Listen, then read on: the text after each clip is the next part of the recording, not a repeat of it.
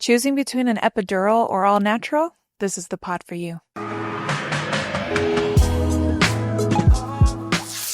Hi, everyone. Welcome back. This is Charlie Lotus, but you can call me Lo. This is Theron, aka Theezy. Call me whichever you prefer. My husband. Yeah, my husband. Mine. Yeah. The reason why we are here. My something else. He for sure got the party started. I for sure did my thing.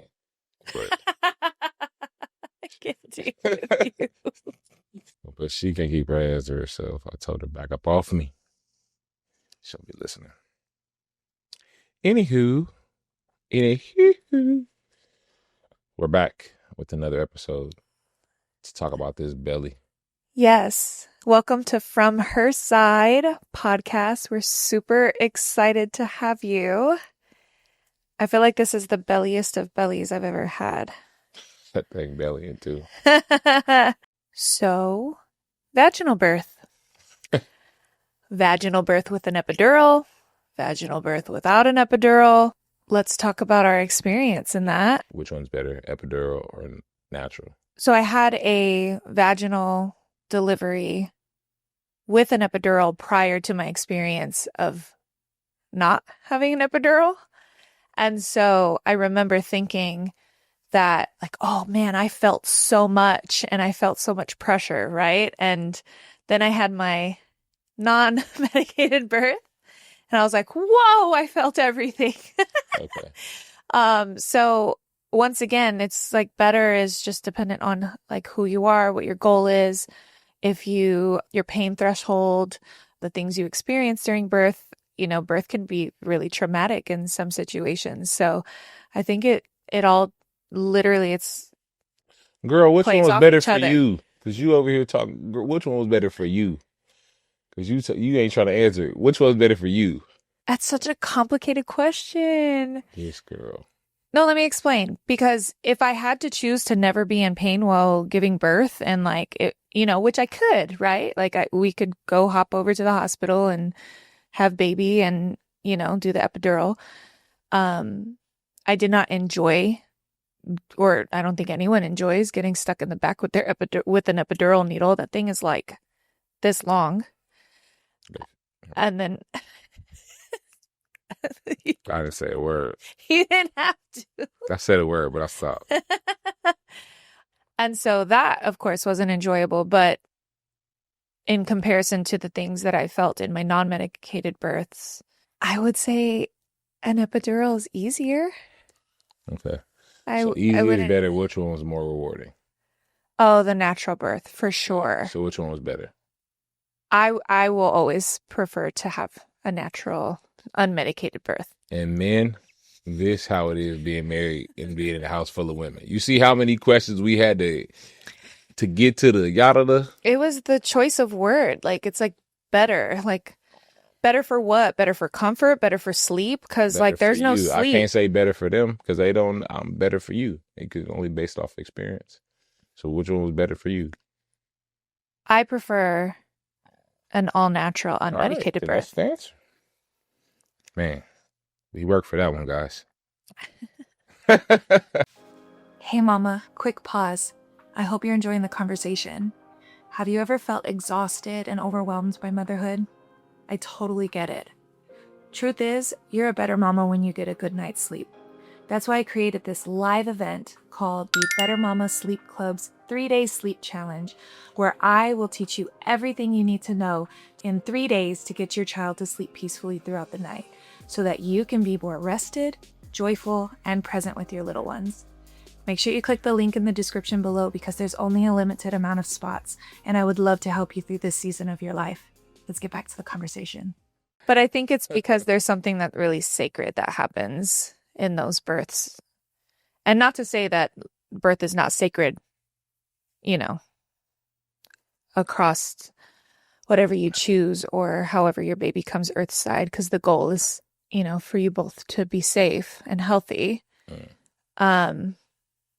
But there's something extremely empowering about having an unmedicated birth. Like in comparison to the two, what did the epidural help with for somebody who hasn't experienced epidural? Like what did the epidural help with? And it didn't feel the pain. And I also had the ability to like click it up or click, or not distribute so much. So So you if add more juice to it? yeah, So if you need more juice, yes, pretty much. So you can add more to block out more pain. Terry, get out of there, Terry.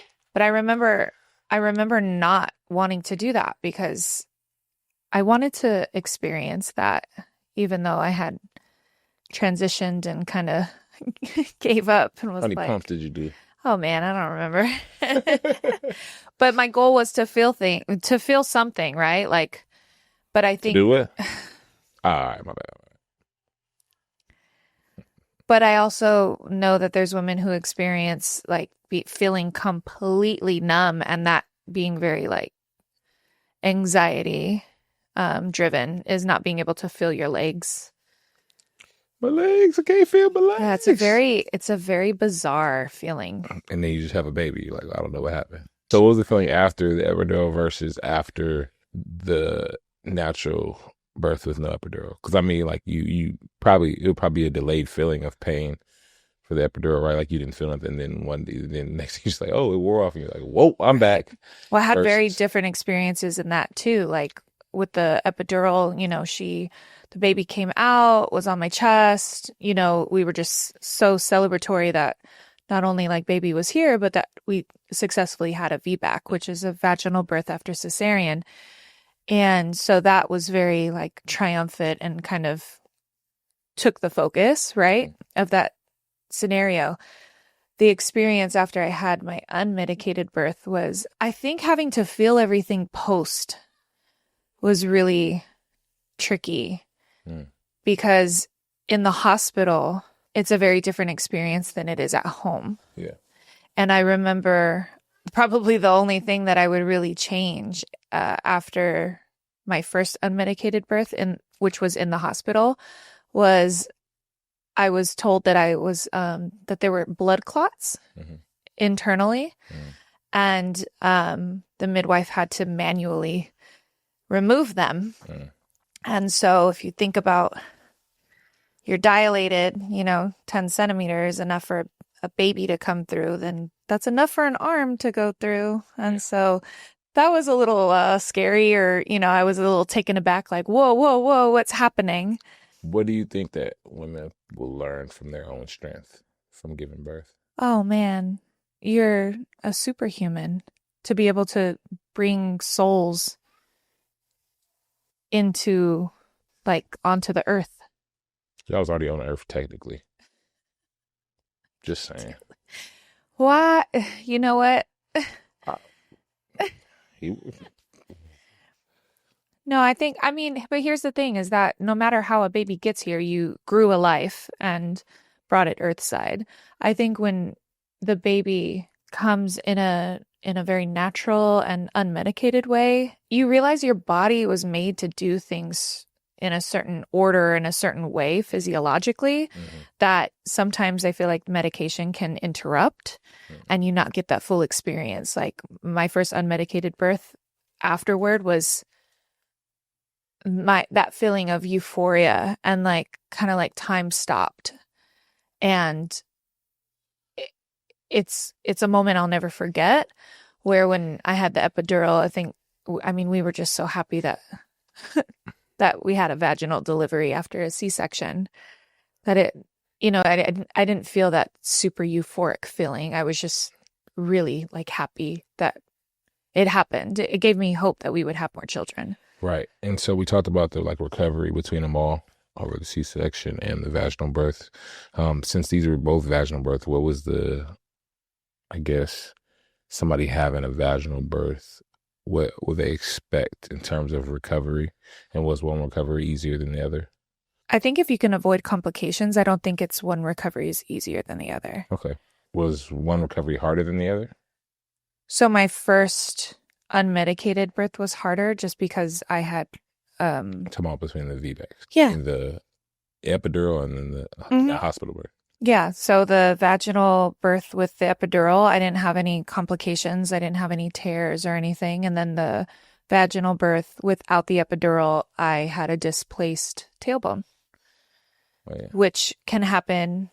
This is not medical advice, but it can happen from delivering on your back and there being too much pressure on your tailbone for baby to come out. And then so the tailbone gets displaced or dislocated. Hmm. So that complicated my recovery. But as far as everything else, there wasn't really a difference for me. Which birth experience do you feel like your body bounced back from the easiest? The one with the epidural. Hmm. And I'm not sure if it was because of the epidural. Like maybe it lingers. I'm not a medical professional, so I don't know if it, lingers in you for so long after, or it was because it was the first vaginal birth, or there were no complications like my tailbone issue with the third. But yeah, that one, I was surprised. So let me ask you this: since we were in the hospital, and this is for people who want to who are in the hospital, because the majority of people have their babies in the hospital.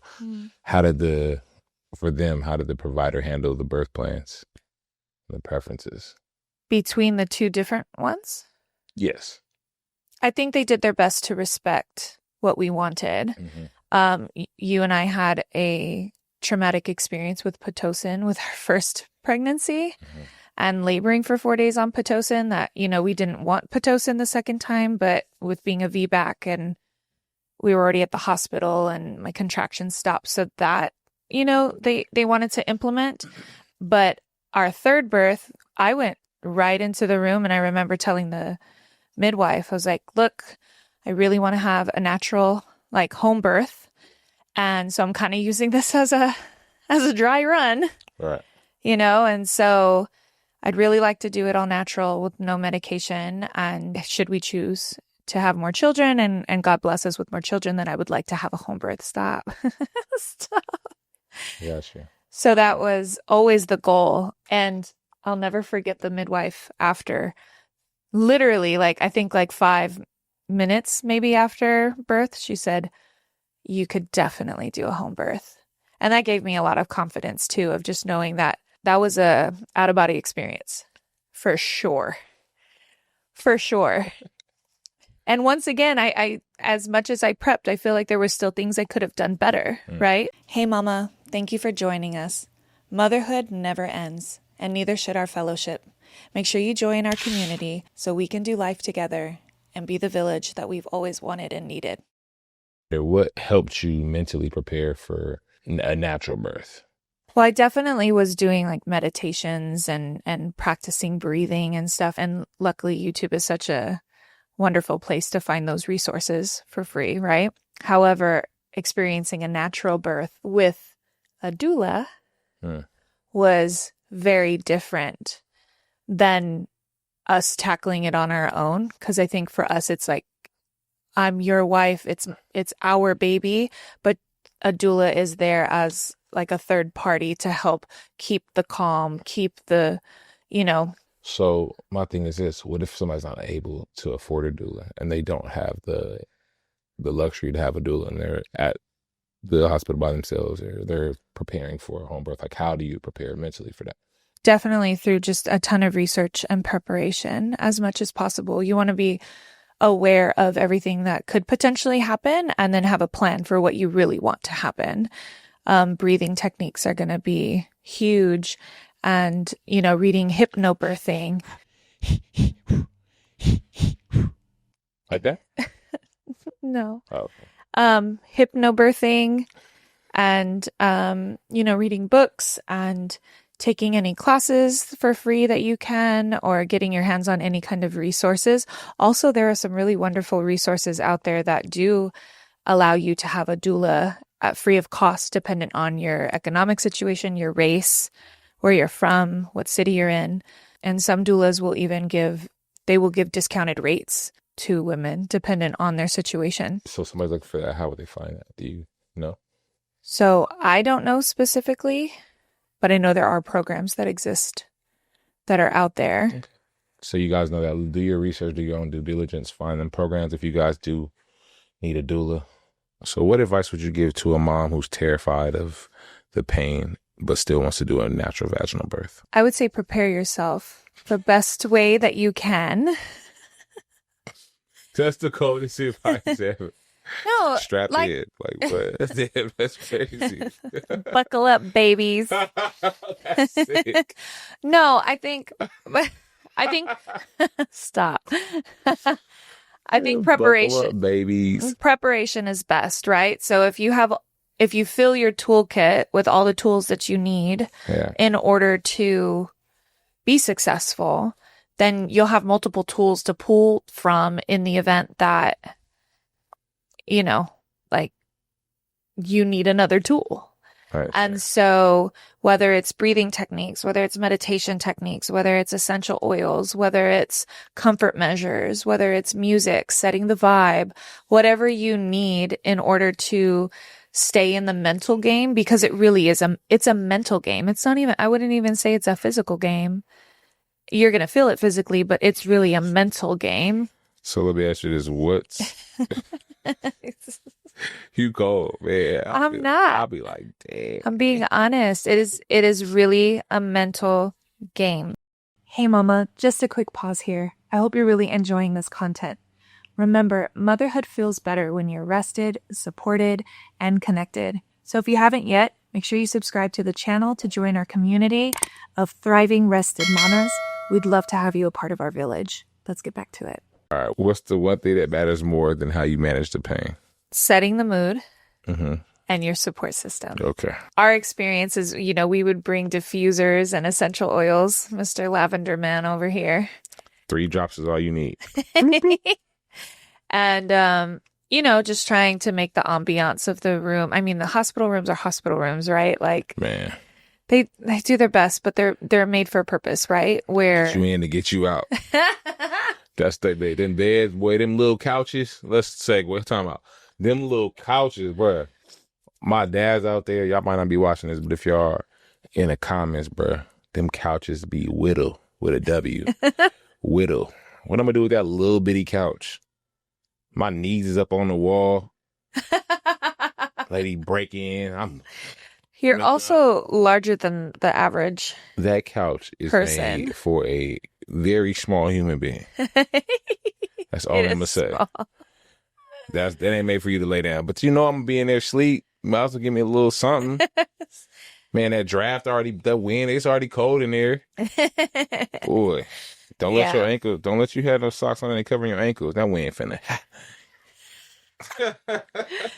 Anyways, man. But yeah, setting the ambiance and your support system is for sure probably 2 really important pieces outside of yourself that you want to have lined up, and make sure that it's comfortable and supportive of that space for you to be able to bring your baby earthside. And also one thing I think that I want to say and contribute to this is make sure that you're doing stuff that you want to do, even if it's not part of your birth plan. Make sure that you are healthy and the baby's healthy, and don't make any decisions out of fear. That goes into being prepared as well.